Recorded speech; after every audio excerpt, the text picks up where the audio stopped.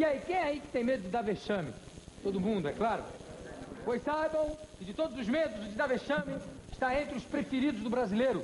O brasileiro tem tanto medo de dar vexame que, para evitar isso, ele fala difícil. Como se falando difícil mostrasse mais saber e cultura. Nessa ciranda, ninguém escapa.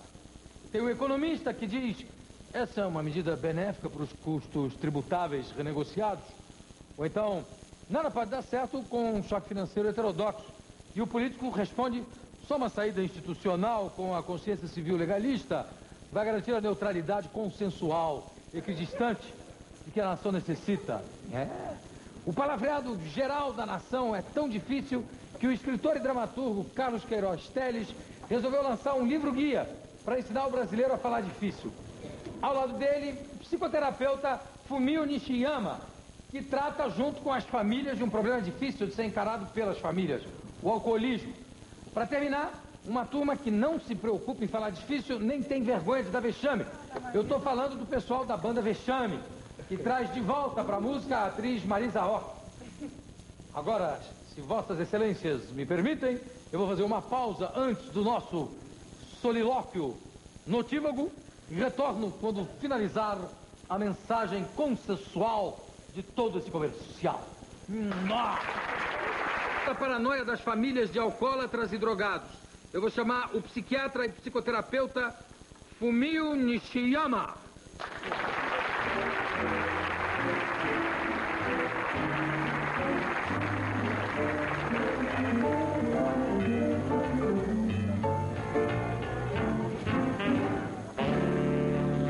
Ô Fumio, você já é nascido no Brasil, não é? Ou você é nascido no Japão?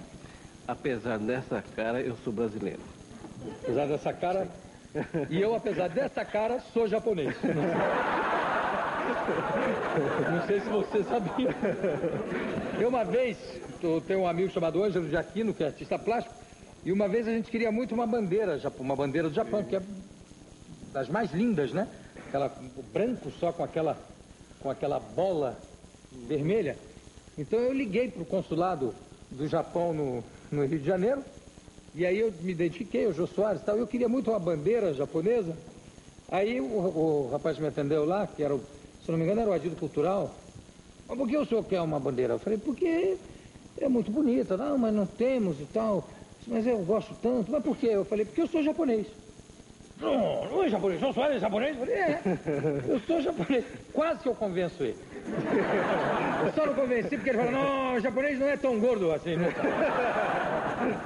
Mas é verdade, eu gostaria de ter uma bandeira do Japão, porque eu acho plasticamente uma coisa muito bonita. Mas então você já é brasileiro. E por que Fumio? Que geralmente todo Nisei ou Sansei que a gente conhece, o primeiro nome sempre os pais abrasileiram, né? Oswaldo Murahara, né? Mônica Fichuara. É você não, você ficou Fumio mesmo. Não, é que meus pais que quiseram me castigar, né? Porque hoje, por exemplo, me chamam às vezes de fuzil, né? Eu mesmo na abertura, eu devo confessar que eu quase tropecei para falar o Fumio. Exato, às vezes me chamam de sumiu também, né? E... Mas principalmente... Espera só um instantinho comigo. Vocês perceberam, que eu... Chamam de fuzil, Fumio... Sim, estraga prazer. Às vezes estraga prazer, porque eu vou lá... Por que estraga prazer? Sim, o cara tá bebendo folgadamente. Chega você? Chego eu, mando ele parar. Né? Quer dizer, realmente eu sempre sou aquele cara que vem estragar a festa. Né? Qual é a especialidade do Dr. Fumio Nishiyama? Porque você faz um trabalho mais junto à família do alcoólatra do que com o alcoólatra propriamente dito. Veja bem, especificamente junto com a família e o alcoólatra, né? Ou o drogado, se for o caso. Porque, na realidade, é um problema só. Ninguém sabe lidar com ele, aquela coisa toda, né? Mas quem é que chama você? É o alcoólatra? Não, normalmente... Quando está bom? Não. Geralmente é o familiar. Não, porque o alcoólatra, quando está bom, pode querer se curar, não pode? Amanhã eu vou chamar o doutor Fumio, que eu não aguento mais. Aí quando você chega, ele já está bêbado, que sabor você é? Entende? Como tem no Rio de Janeiro, uma vez eu estava no Banco Itaú, e entrou um sujeito inteiramente bêbado e pediu o cartão dele para ele assinar o nome dele. Aí me dá o cartão aqui. Aí assinou e tal. Aí o gerente perguntou, mas por que isso? Não, porque Eu sempre assino meu cheque à noite bêbado e nunca aceito. Então eu tomei um porre de tarde e vim assinar aqui para bater quando chegar a minha assinatura de bêbado. Então, geralmente, a família é que chama a revelia do alcoólatra. A revelia, porque ele não quer. No fundo, ele quer. Sabe, ele quer limites. Ele quer, inclusive, se orgulha de ter parado alguns dias, né? Mas, como ele necessita, digamos, que os limites sejam colocados aí de uma forma bem, digamos, taxativa, né? Ele precisa de alguém com uma certa posição, uma certa autoridade, né? Então, para isso, a gente utiliza a família. Porque a família também está mais maluca do que ele próprio. A família do bêbado sofre mais do que o bêbado. Barbaridade, barbaridade. Você não imagina, porque é comum às vezes chegar lá e um indivíduo para de beber e fala assim, quem é o maluco da casa? E fica difícil, né? Porque às vezes quem me recebe, quem me chama é a família, às vezes quem me recebe é o alcoólatra, né? Mas recebe numa Ele classe, recebe sem beber. Sim, sem beber, e numa classe, né? E de repente ele me apresenta a esposa, e a esposa me aparece com olheiras, toda descabelada, entendeu? Aí ele diz assim, quem é que é o louco da casa aqui? Sabe, bom, fica difícil. E né? faz isso, olha, aqui é a minha esposa. Você já pensou, já chegou a começar a conversar enganado com alguém que fosse da família do alcoólatra em vez de ser o alcoólatra? Ah, sim, isso é muito comum. Por exemplo? Sim, é muito comum, veja bem, o próprio cidadão me recebe, né? Às vezes me cumprimenta ali, me dispensa ali, dizendo que já está resolvido, que o caso não era nada daquilo. Né? Manda embora. Sim, me serve um excelente café. Aliás, é uma das características do alcoólatra, é que são excelentes profissionais. De quê? De bebida? Não. Profissionais, veja bem, se o indivíduo é um eletricista, ele é um excelente eletricista. Eu tive um encanador uma vez que ele só funcionava bem bêbado. Exatamente. Ele disse, eu tenho que beber para resolver isso aqui, que isso é sério. Verdade. Exato, Mas melhora realmente o QI, a atividade psicomotora de modo geral? Não, né? a atividade psicomotora não melhora. Melhora. Melhora até um certo grau. Quando ele, de repente, começa a declinar. É por isso que ele não quer largar de beber. Não é mais pelo prazer como a gente encara, né? Porque a pessoa que é leiga, ela encara que o indivíduo bebe pelo prazer. Não é tanto pelo prazer, é com uma sobrevivência. Não tem prazer nenhum naquilo, ao contrário. Né? Quer dizer, tem a ressaca. Agora, na hora que ele bebe, ele acha que ficou muito mais inteligente do que quando está sóbrio. Exatamente. E que ele fica muito mais brilhante quando ele fica um chato de galocha. Não, isso quando ele já atravessa aquela curva, né? Aquele cabo estragando a festa, né? Mas até chegar então, né? Porque hoje em dia se vê muito jovem, por exemplo, com problema de alcoolismo. Coisa rara, antigamente. Porque antigamente, quando o indivíduo se aposentava, que soltava a franga. Tá? É aquele velho bebum, né? Que nós conhecemos. E hoje não, nós vemos jovens. Por quê? Hoje é que o superego, vamos dizer, a estrutura sociocultural no cidadão está mais solta. Quer dizer, ninguém mais é tão voltado para os valores morais, valores, enfim, éticos, né? Então é quando o cidadão acaba se soltando mais cedo. Então não é raro a gente encontrar, às vezes... Jovem alcoólatra. Exato. Com quantas doses a pessoa fica tinindo? E com quantas doses ele passa? Isso varia de pessoa para pessoa? Varia, mas eu diria que para você é o seguinte, que normalmente o indivíduo, ele não nasce alcoólatra, nasce predisposto para o alcoólatra. Essa é uma escola genética, da qual eu acredito. Isso aí parece que hoje em dia não tem mais dúvidas quanto a isso, né? Mas tem muita gente que discute, sabe por quê? Aliás, Ju, ninguém pergunta, por exemplo, por que ser japonês é genético. Ninguém pesquisa, não, é um fato, né? Agora, alcoolismo, como é polêmico, leva prazer, né? Lembra a caipirinha, a vodka. Então todo mundo quer ver o tal do gen ali. Sim, mas há, por exemplo, experiências feitas, aliás, não propositadamente, mas que acontecem, às vezes, em tribos indígenas, que começam a beber cerveja, os brancos vão embora, quando voltam, tem uns que pararam de beber cerveja, quer dizer, acabou a cerveja, pararam. E outros que ficaram viciados no álcool. Sim. Quer dizer, já havia uma predisposição genética. Exatamente. Não é isso? Exatamente. É evidente que você sabe disso. E é 10 a 13%. Dessas experiências. Exatamente. É 10 a 13% dessa população. De quanto? 10 a 13%.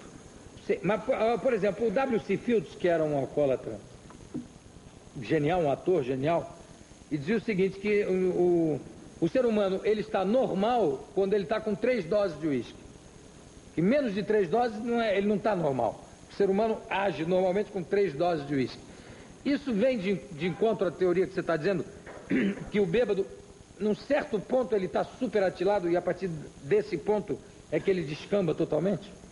Eu diria que é até mais do que isso, né? Porque 13 é o começo, é quando ele começa a sentir-se bem, né? E todos acabam virando meia garrafa, uma garrafa, isso por dia. Quanto é o máximo que você já viu de alcoólatra beber? Olha, eu vi um cidadão dizer que bebia algo como 2 garrafas de uísque dia, né? E dizia o quê? Ele não fica bêbado, tem isso? Não, exatamente, ele não ficava mesmo, não ficava bêbado nesse sentido, né? Quer dizer, é no final apenas, né, num bagaço que ele estava por falta de alimentação, é que conseguia ficar. É isso que torna o indivíduo alcoólatra.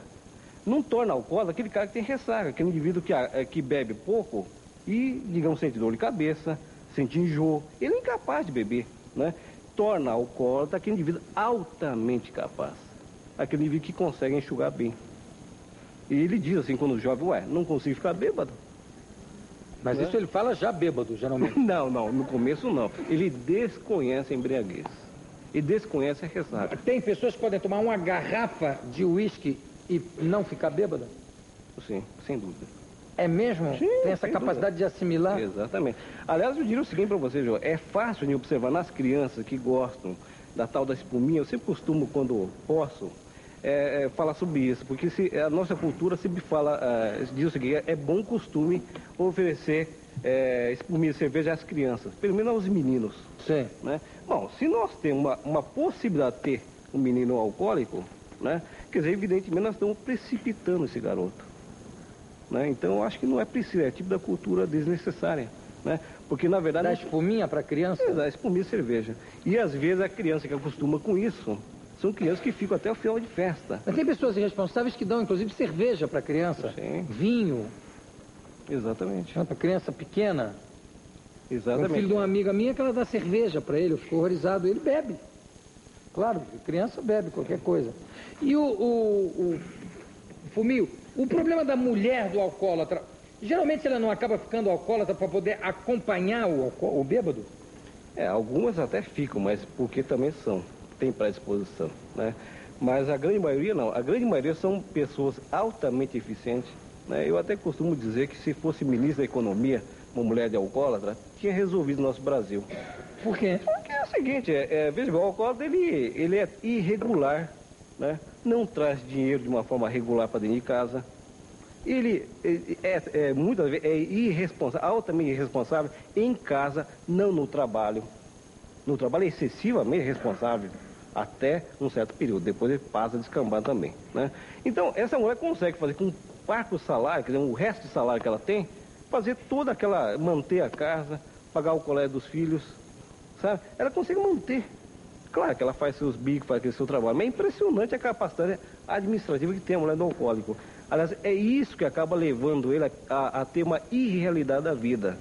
Então ele gasta o quê? 80% do salário dele bebendo, né? Quer dizer, gasta em bebida, né? E a mulher com 20% consegue. Se essa mulher, destinasse parte desse dinheiro para ela, ou seja, com a sua vaidade, com a sua aparência, não, ela não gasta com ela gasta apenas com uma coisa extremamente útil dentro de casa. Então quando a mulher diz assim para mim, o que eu devo fazer para o meu marido parar de beber? Primeiro, vai cuidar de você. Se emboneque, seja bonita. É a primeira coisa. Porque o alcoólico é extremamente ciumento. Todo alcoólatra é ciumento? Sim, isso é fatal, né? Todos são. Então, o que acontece? Se você começa a visitar, esse familiar começa em reuniões de famílias, né? Toda bonita, o alcoólico vai atrás de ciúme. Muito bem, ela já começou a levar ele até a porta do AA, por exemplo. Porque existe o AA, que é reunião para o alcoólico, e o Alanão, que é para o familiar. Como é que chama do familiar? Alanão. Alanão? Al de alcoólico e Anon de anônimo. Alanão. Exatamente. Como é que você faz esse tipo de psicoterapia, vamos chamar assim, com a família do alcoólatra? É junto com o alcoólatra ou com o alcoólico? Como é que se chama hoje em dia? Alcoólico ou alcoólatra? Ou é a mesma coisa? É a mesma coisa, apenas alcoólatra é um termo popular, vem de idolatria do álcool, né? E alcoólico é um termo mais técnico, ou etílico também, né? Mas é a mesma coisa. Né? Como é que você faz esse tipo de trabalho? É na casa da pessoa ou eles vão ao teu consultório? Não, é na casa, porque veja bem, o alcoólico ele não quer ir né? Quando ele vai ao consultório, ele vai bonitinho, né? Isso também não me interessa. Então eu gosto de ir à casa, porque eu encontro a casa toda ela bagunçada.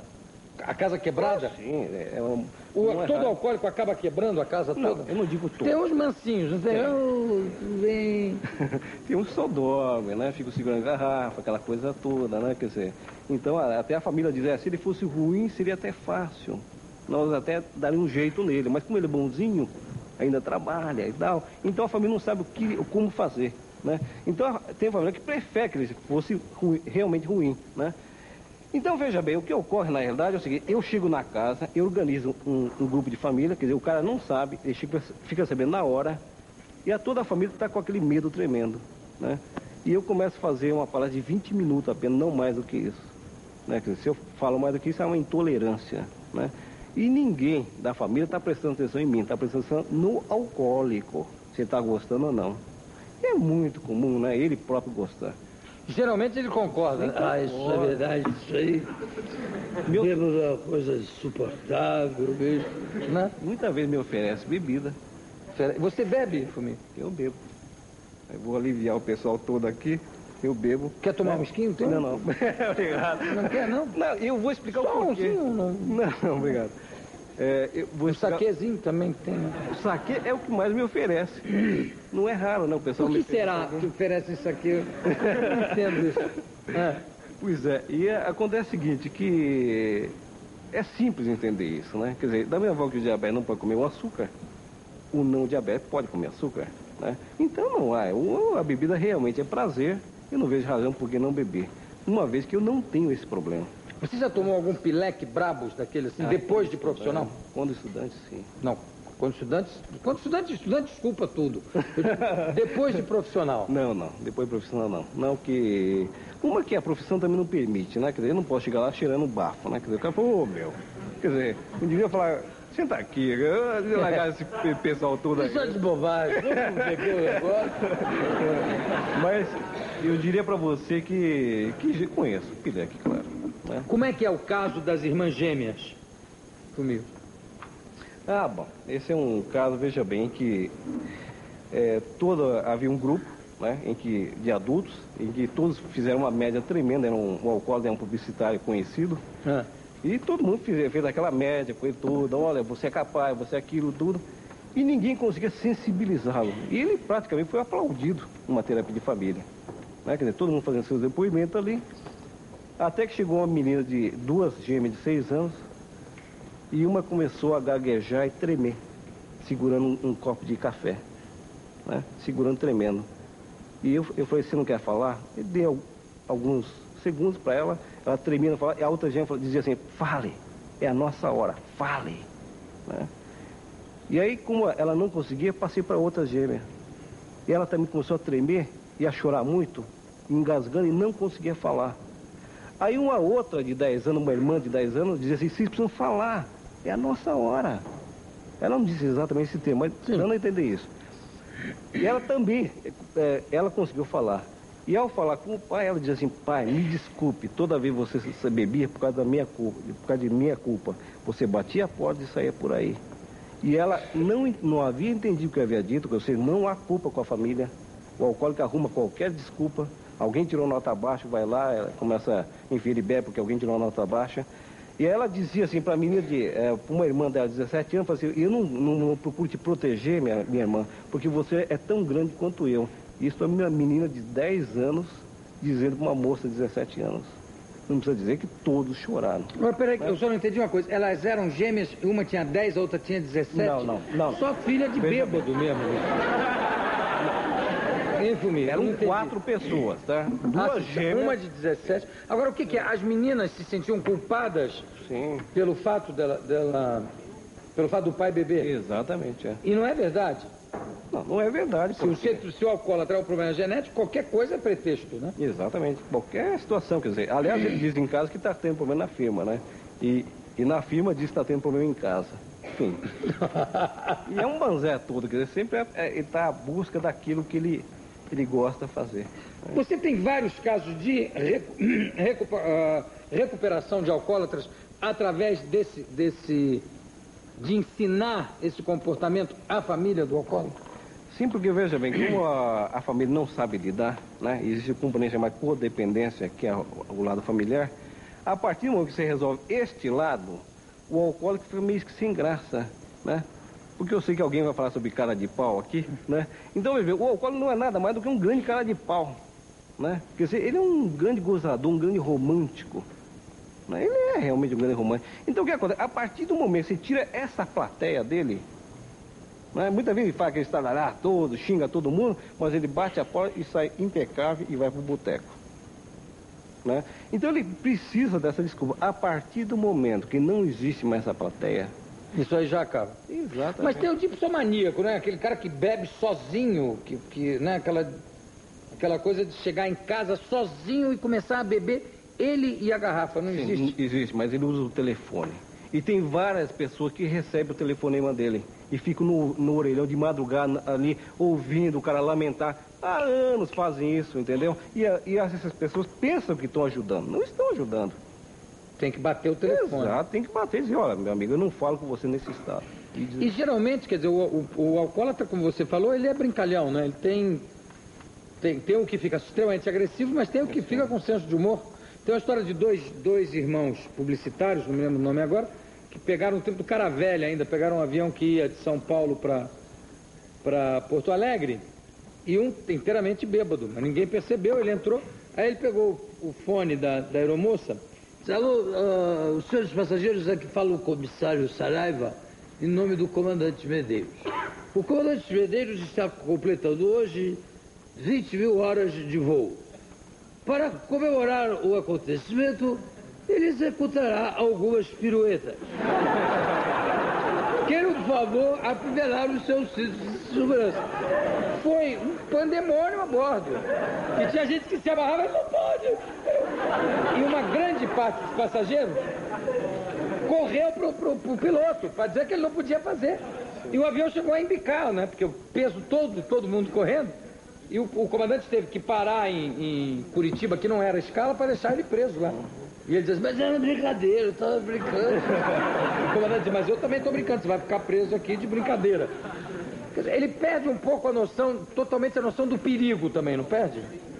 É exatamente já nessa fase que ele passou, né? Aliás, eu já tratei de comandantes de aeronave.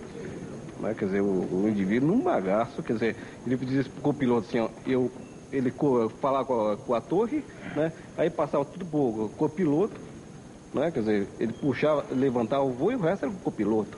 E a hora que chegava também, ele assumiu o comando, né? Porque na realidade, eles difíceis... Peraí, como é que é?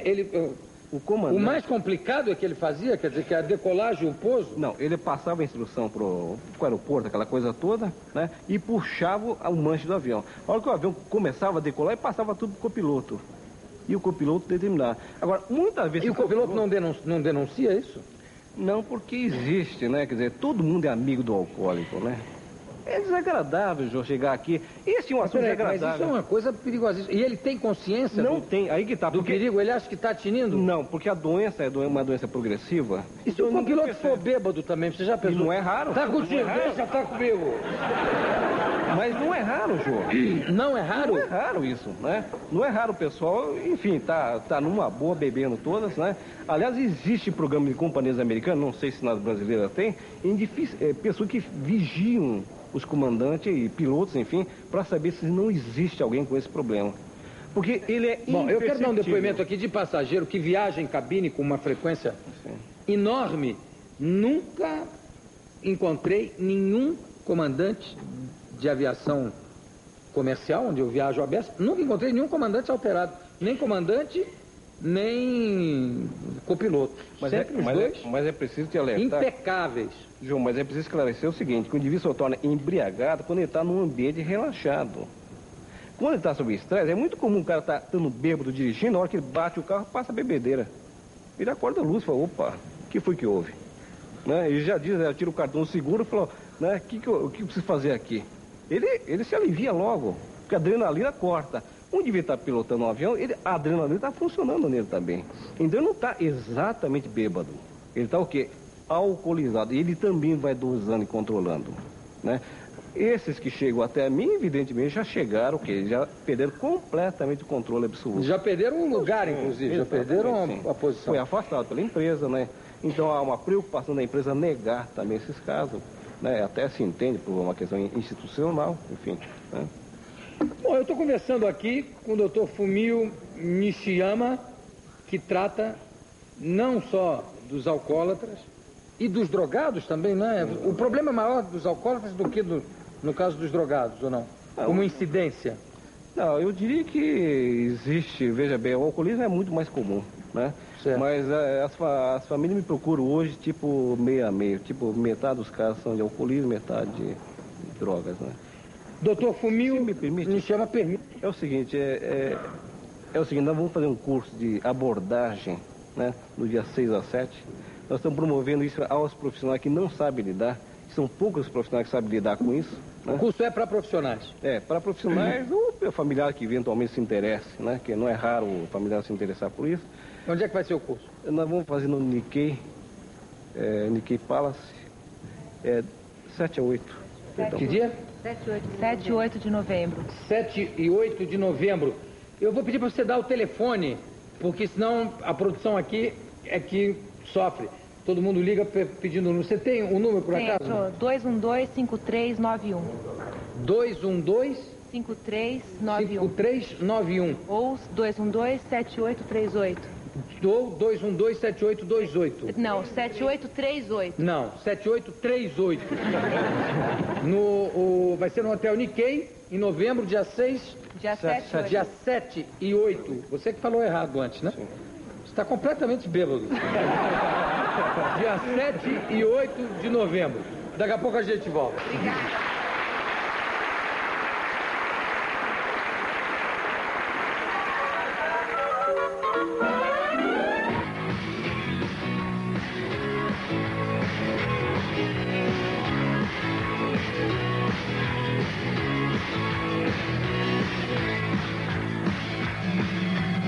E aí, boa tarde, garoto, está começando mais um programa livre hoje muito legal. Muito legal porque tem atrações legais, tem um tema importantíssimo, nós vamos falar de alcoolismo, tem uma banda legal, mas é muito legal porque tem muita gente bacana aqui. Pessoas que vieram de perto e de longe para fazer o programa livre de hoje. Pessoas que vieram... Márcia Regina Valentini, tudo bem, Márcia? Tudo bem. Tudo bem. Ô Márcia, vamos primeiro, bem rapidamente, falar um pouco da história individual, bem sinteticamente, depois a gente pode aprofundar. Queria que você falasse um pouco de você em relação ao álcool. Bom, eu sou filha de alcoólatra, sou neta de alcoólatra e sou alcoólatra em recuperação há 6 anos parada de beber. Uhum. Comecei a beber com 10 anos e depois a minha geração é muito louca, envolvida com rock and roll, eu trabalho no meio artístico, a gente sabe que a barra pesa. Na minha época a loucura era pesada mesmo, a gente tinha muito Jimi Hendrix, Janis Joplin, era isso que a gente vivia. E eu tomei todas, cheirei todas, fumei todas e blá blá, quebrei a cara e estou aqui hoje para falar. Mas legal e obrigado por ter vindo. O Fábio Sampaio Sadoko, é isso? Tudo bem, Fábio? Obrigado por você ter vindo. Queria que você também desse uma rápida primeira assim. Eu sou também alcoólatra em recuperação há 6 anos aproximadamente. Na minha família não tem caso de alcoolismo, apenas o meu. Eu comecei a beber como a maioria das pessoas, em festinhas e tal. E vim parar aqui também. Agora, quando você fala alcoólatra em recuperação, significa o quê? Que você parou de beber, mas que ainda precisa continuar tratamento? É um tratamento que precisa ser contínuo, assim? Por que você usa essa expressão alcoólatra em recuperação? Porque o alcoolismo não tem cura. E eu consegui deter o meu alcoolismo há 6 anos atrás e preciso me manter em contato com pessoas que têm o mesmo problema que eu, para que eu possa me manter em abstinência. Então, obrigado por você ter vindo aqui. Ricardo Moreira. Ricardo, por favor. Sou eu. Uhum. Bom, a minha história também é parecida. Essas histórias sempre são semelhantes, né? E eu comecei também no meu tempo de adolescência, aquela coisa da timidez e tal. E o álcool sempre torna as coisas mais maleáveis, né? E no final a questão é essa, né? Eu fui, quebrei a cara, consegui deter esse meu consumo um pouco mais de 4 anos, né? E estou agora tocando as coisas assim, sem usar, né? Ok. E brigadão. E por fim o Dr. Fumio Nishiyama, psiquiatra, psicoterapeuta familiar. Você trabalha